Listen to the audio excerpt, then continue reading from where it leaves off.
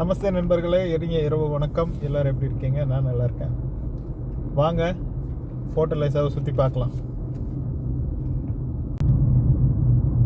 நமஸ்தே நண்பர்களே, இனிய இரவு வணக்கம்.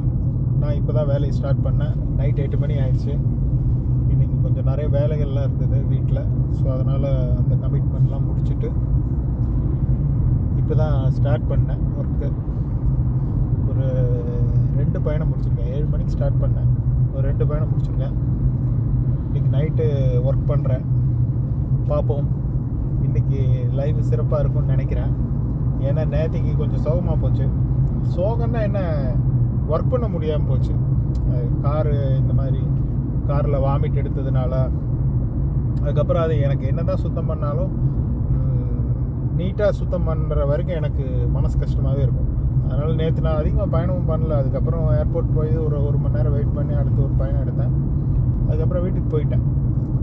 சரி, இன்றைக்கி பார்த்துக்கலாம் அப்படின்னு சொல்லிட்டு. சரி, எனிவே இன்றைக்கி நாள் ரொம்ப சிறப்பாக இருக்கும் அப்படின்னு நம்புகிறேன். உங்களுக்கும் இந்த நாள் இனிய நாளாக அமைய வாழ்த்துகிறேன்.